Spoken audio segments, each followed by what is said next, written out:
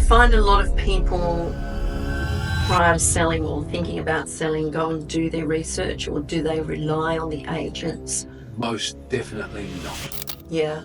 But we all say we do our research. No. Well, you have to. No, we all say we do our research, but most of the research that I've found in this industry, when it comes to sellers or buyers, it revolves around the barbecues, family functions, servo guy. Everybody's got an opinion on what property's worth. Yes. And the reason they'll ask everybody but a real estate agent is because there's a connotation that real estate agents have been for some time not the most transparent and forthcoming of industries. Faye and Panic, I know this time, very much as you need to have along the way. Hi, I'm Faye, and this is Conversations with Faye. What we're going to be talking about today is value, and my guest is Garry McPherson. Yes, he's back. We were talking last time about auctions, and this time we're going to be talking about values. So let's see what Garry has to say about values. Welcome, I'm Faye, and this is Conversations with Faye, and my guest is Garry McPherson, a property advocate and a real estate agent, and so much more. Welcome, Garry, and thank you for your time. Thanks for having me, Faye. Now, today we're going to be talking about values, the value of properties. What does that actually mean? Value is a really interesting concept. When you look at the value of a property, there's a determinable value, and then there's a value to somebody. Okay, determinable value. Yeah. What does that mean? Okay. If you look at a market and look at any consistency in sales, you can backtrack what's happened over the last week, month, quarter, half year, and determine, based on existing sales numbers, what a property is worth, basically per square metre of developed land. Okay. How many people understand that, those people that are wanting to sell or wanting to buy? Okay, very few, unfortunately. What happens when you're looking to sell is you'll have a concept of what you think your property's worth, and that'll have a real emotional overtone to it. So you've lived in your home for 15 or 20 years, you've built it to the spec that you want, it's got the paint that you like, the carpet that you love. It's your home. Yeah. Not your house, it's your home. Yes. What price a home? So you look down the street and the guy 3/4 of the way down the street's just sold his house and he got 1.75 million for it. And you think to yourself, well, if his is worth 1.75, all the work that I've done to mine, it's got to be worth 1.9. Yeah. Doesn't quite work like that because there's those emotional. Yeah, I was going to say there's a lot of emotion involved in a house or a home that you've spent 15, 20 years in, Yep. making it the way you want it. Yes, 100%. So the only way to determine what it's worth is to make things really simple and really, unfortunately, really cold. Oh, cold. Cold. So removing the emotion. Yeah, remove the emotion completely. Right. Okay. Cold, it's a cold, what we refer to as cold cog, or a cold cognitive process, which is just thinking about things logically and using the data to tell you what things are worth. Okay. So if I was going to do that, there's a number of different ways to do it. In fact, there are a number of different apps online that will give you a fairly clear indication of how that works. CoreLogic is the largest deliverer of that type of information in Australia. They'll also know by the name of RP data. A lot of the banks will use their data as a benchmark. Yeah. That's the way to describe it, for what a property is worth. Okay. So the ANZ apps and the Westpac apps that say plug in your address and we'll tell you how much your property is worth, draw their data from CoreLogic and RP. Okay, so is that a real indication of what your property's worth? Close. Because the banks do things differently to what the real estate? No? It's close. And the reason I say it's close is because it's not entirely real-time data. Yeah. So the data that sits in there, even though they determine it to be real-time, can be a month, 2 months, 3 months old.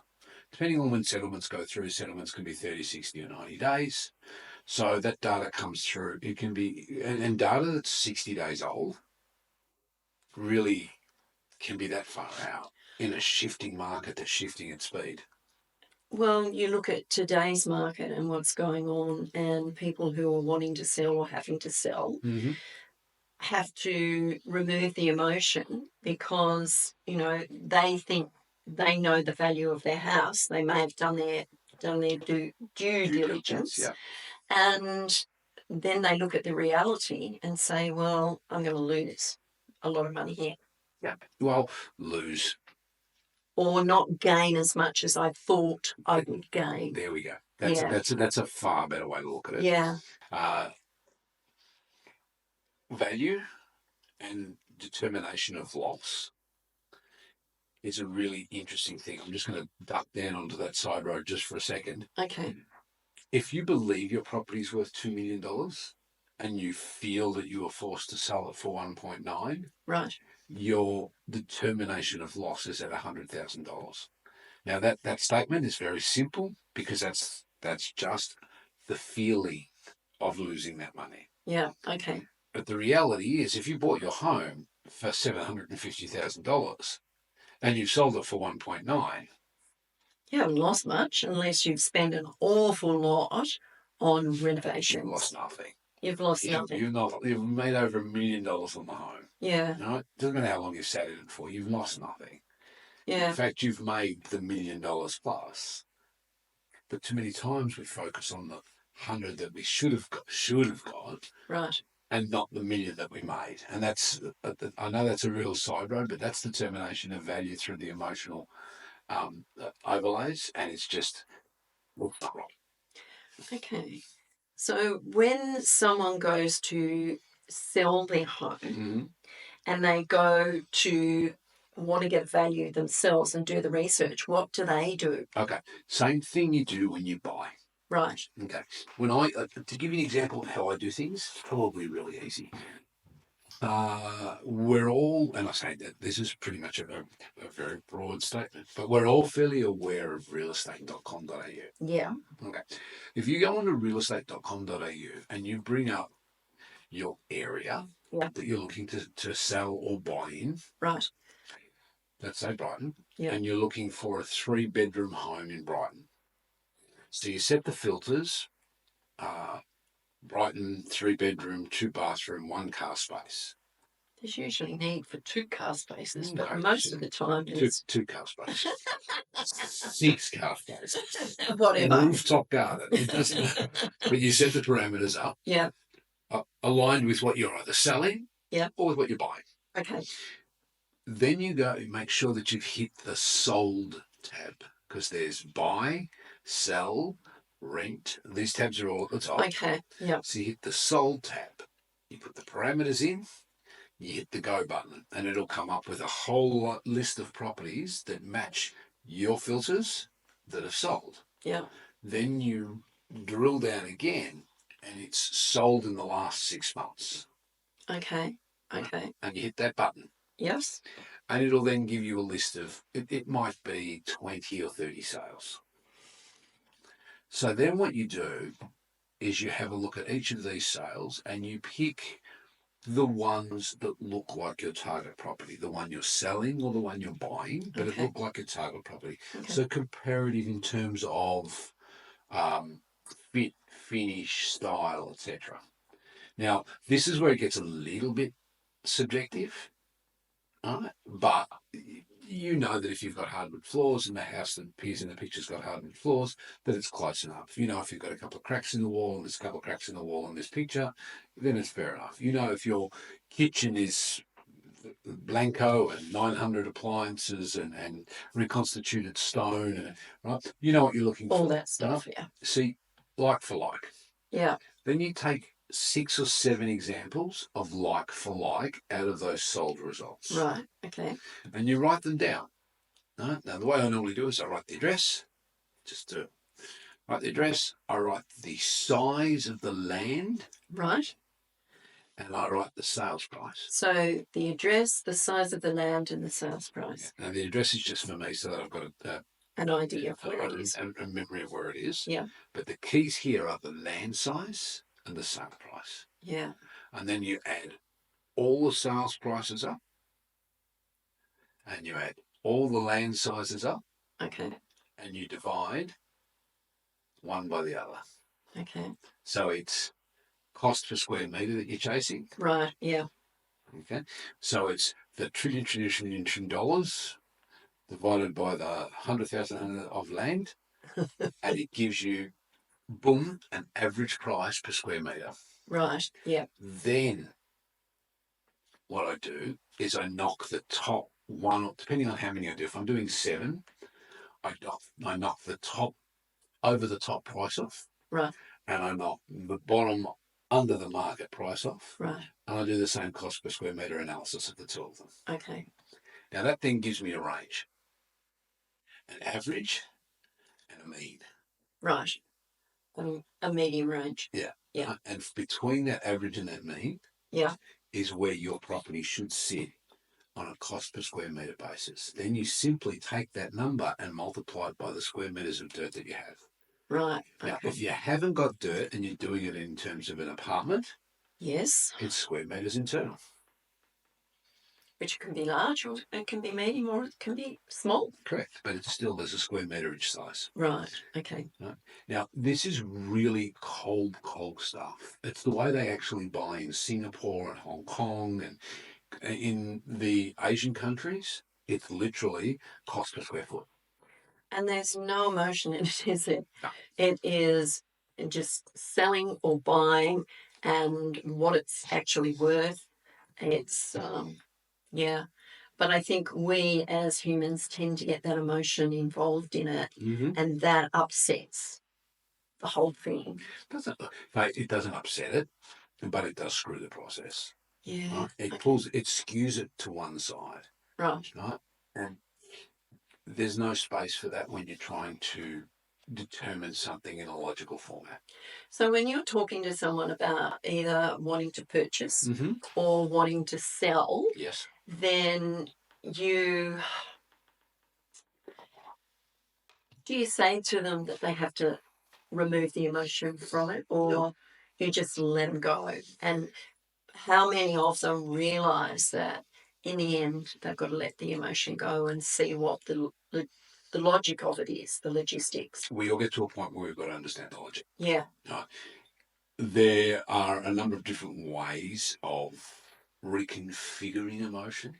Okay. Right? But let's ignore that for the moment. Let's just assume that it's just logic that we're chasing. So cold. If somebody said to me, I want to sell my house, and I said, great. And they said, what do you think it's worth? They're now asking for my opinion. I'm not going to give them my emotional opinion. I'm going to give them my market opinion. The real opinion. No, opinions are like everybody's got one. And they have, and we can agree to disagree on those. Exactly. Yeah. But a cold cognitive approach to a value per square metre is a market-determined figure. Right. So I'll give them market-determined figure backed by the science. Yeah. No? What we've just spoken about. Which is exactly what we've just spoken about. Now, whether that's right or wrong for them, they have to decide. Well, that's up to them. Yeah. Right? But that's what the market tells them it's worth. Mm. Do you find a lot of people prior to selling or thinking about selling go and do their research, or do they rely on the agents? Most definitely not. Yeah. But we all say we do our research, right? Well, you have to. No, we all say we do our research, but most of the research that I've found in this industry, when it comes to sellers or buyers, it revolves around the barbecues, family functions. Oh, okay. My mate at the milk bar, the servo guy. Everybody's got an opinion on what property's worth. Yes. And the reason they'll ask everybody but a real estate agent is because there's a connotation that real estate agents have been for some time not the most transparent and forthcoming of industries. Can I say that they appear to have an ego? They do. And that's what people see. Look, I'll say it. just say it because there's a fear that a real estate agent's going to rip us off. Yeah. Now but that's not necessarily true. That's, we're all in a different industries doing what we need to do, and reality is reality. There's good and bad north. Yeah. Yeah, and you've got, it's like car salesmen. Some will try and rip you off, and others won't, and all this sort of stuff. So the good and the bad and the ugly. Exactly. Right. So this is why we tend to ask everybody but the industry professionals, which is kind of counterintuitive, but that's just the way it goes. Right. Okay. You now have the data and the access to make your own determination. Yeah. Whether it's good or bad, but to make your own determination. Okay. So you don't need somebody to tell you what your property's worth. You can find out. Yeah, you can do the research. Now, I've been doing this for a little bit of time. Just a little. Just a little bit. 2007, I think we started playing in real estate. Right. So I've seen GFCs and crashes and government changes and all sorts of wonderful bits and pieces, and have been able to track values all the way through. But it's also nice to know that you've got someone in the background that you can ask a question and they're going to give you an honest answer. Well, you need somebody in your corner. Yeah. And if you go to a real estate agent, they're going to give you certain information, but they're not going to give you information that a buyer's advocate will give you. No, buyer's advocate will give you clear and clean information for you because you're employing them. Yeah. So you're paying for their services. Correct. And they have that trust in you. Correct. And I'll just say this, if you're ever working with a buyer's advocate that is doing it at no cost, be warned. Well, why would they be doing it at no cost? My industry is varied, and there are a number of individuals in my industry that will tell you that they are buyer's advocates that are actually sales reps for the developers. Oh, okay. So that's another conversation. Another conversation that we can have at another time. Definitely. But going back to values and looking at human beings and their emotions, we remove the emotion, we look at the logistics of whatever it is, the value of our home, regardless of how much money we've invested in it. But the price has increased and we've made money on our house, even though we don't make the amount that we would like to make. There you go, that's key. Yeah. We haven't lost. No. How do you get people to look at it like that, logistically? Because most people wouldn't really look at it like that. Okay. A lot of the times the sales agents will apply a specific type of pressure at sale time, so at auction. And that pressure is along the lines of when you sit there and you say, I expected 2 million, I've only got 1.9, I'm not happy, I'm not going to sell, I don't want to lose 100,000. So we determine that it's worth 200,000, but we only get the 1.9. Sorry, 2 million, but we only get the 1.9. We think we're losing $100,000. But we're not really. Considering that we paid $850 for it when we bought it. So we get there and we go, hey, look, I'm sad, I'm losing 100,000. The agents at that point in time will say, did you have that 100,000? Was it in your hand? Can you show it to me? Playing with their emotions. Okay. So what you're doing at this point in time is telling me that you've got $100,000 that you're losing. When you don't even have it in the first place. And you're risking that non-existent 100 against the million that you've made.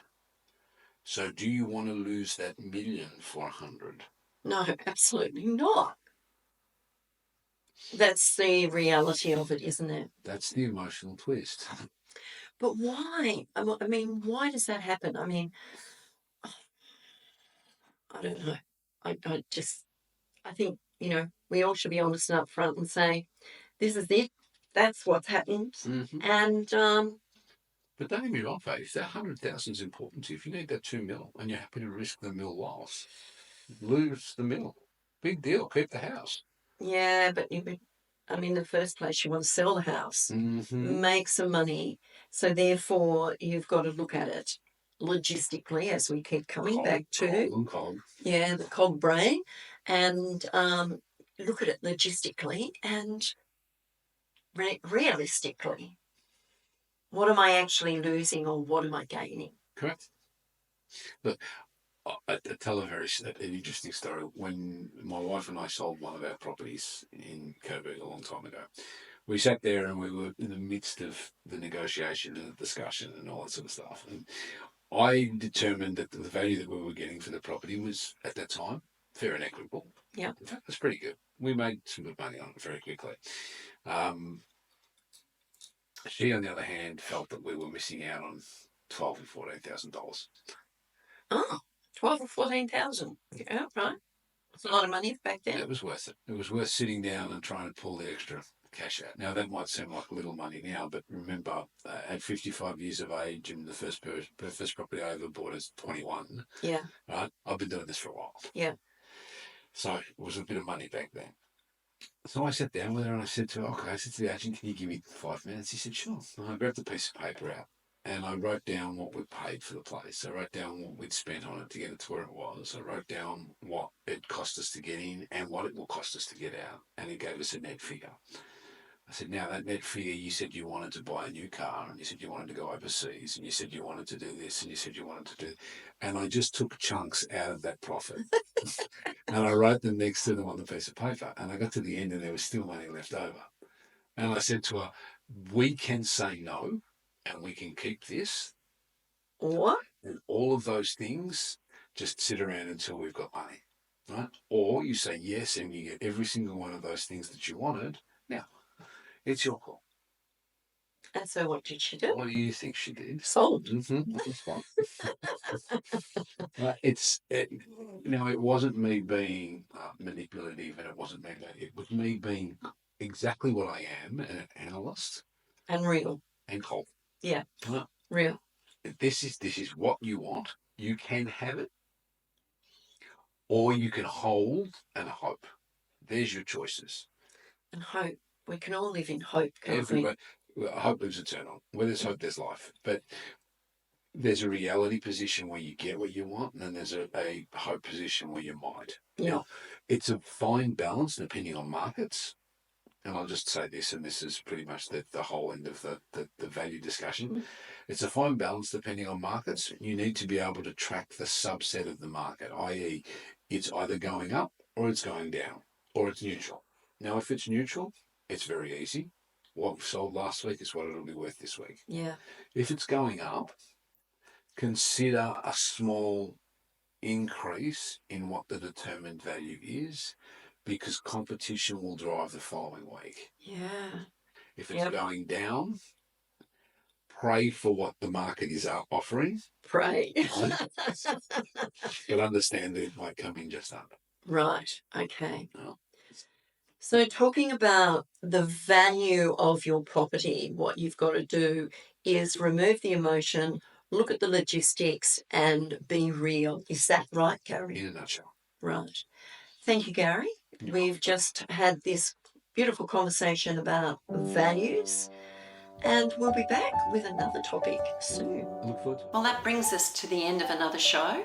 We were talking about values with Garry McPherson. It was quite interesting to hear what Garry had to say about understanding the value of a property, understanding the value of your property, and the emotion that is involved when there's a value placed on a property. Thank you for listening. I look forward to having Garry back to talk about a couple of other topics that I find quite intriguing in the real estate industry. I hope you enjoyed the show, and we'll be back next week with another guest. Bye for now. Enjoy your week.